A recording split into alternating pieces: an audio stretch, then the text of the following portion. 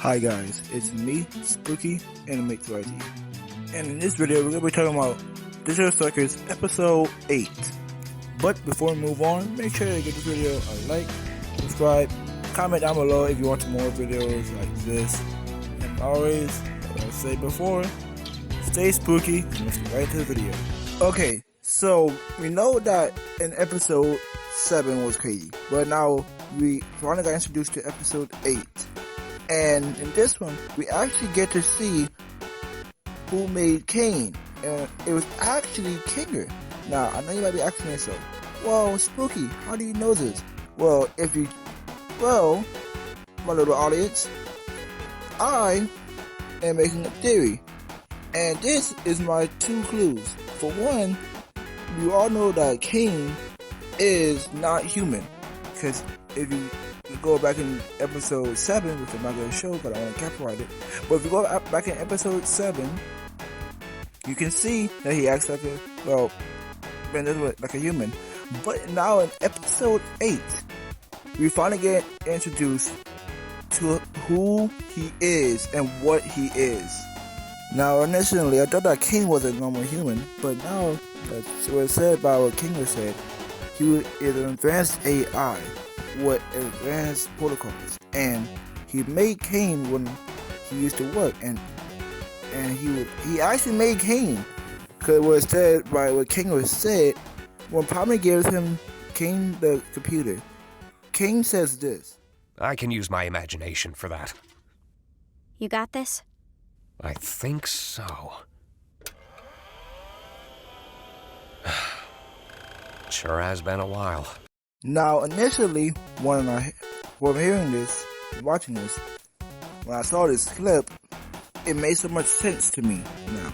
Because, again, if you go back and rewind this video to the same part that I just played, when Kinger had the computer, he got some memories from that.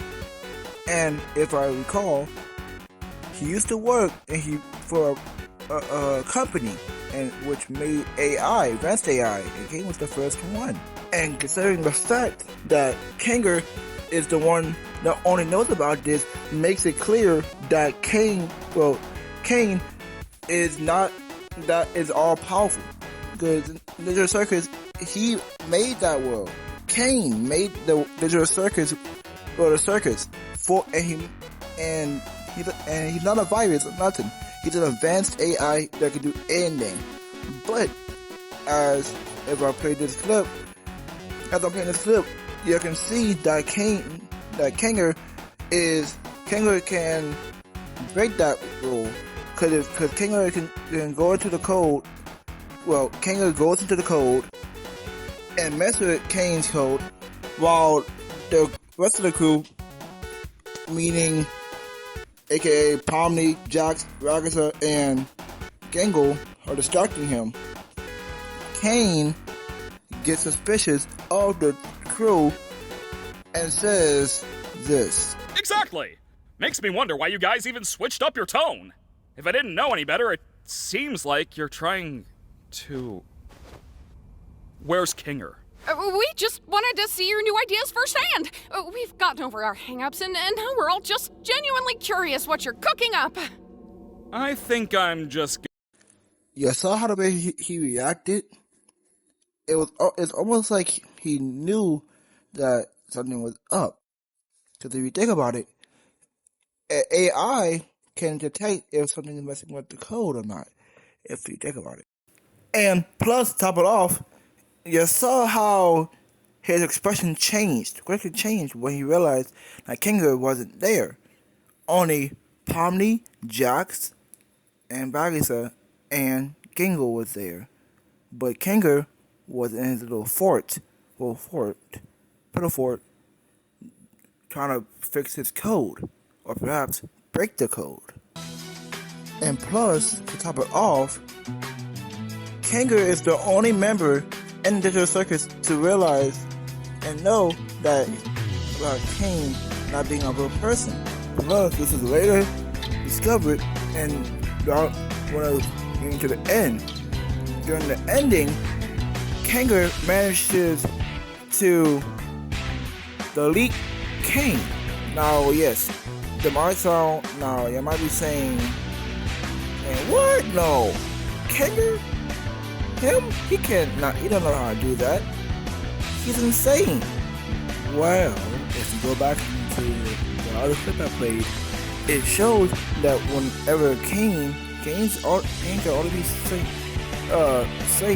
when if it's a dark area. Especially when Panda put that bucket on his head, he became sentient. AKA he became calm. And dark is the only thing that can keep him sane. And whenever Pomni told the rest of the crew, told Ragasa, Zubul, and Gangle to keep the bucket on his head while she goes distract Kane. Well, not distract Kane, or get a computer for Kanger so he can mess with Kane's code. Then we see that Jax is freaking out as right here. I will.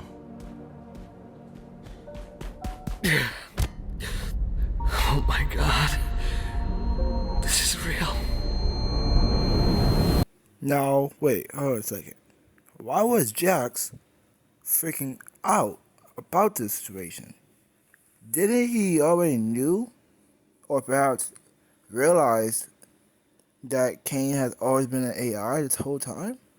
So then, why was he scared about this? Because I understand if you was in the situation, if you was Jax in the situation, you'd have been scared too for your life. Finally realizing that you're stuck in a digital world with a rogue AI named Kane who can do anything he wants to you. And you trapped him with a headset that you can't take off. It's kind of like VR, but different. Instead of you having the freedom to just check off your headset, in this situation, you can't take off the headset. Once you have this on, you're stuck in this digital world until you go find an exit. Or like in this episode, Kanger locked in, and he actually managed to delete Kane. And that's all the time I have right now, guys. So part 2 is gonna come out tonight. So stick around. Always stay spooky.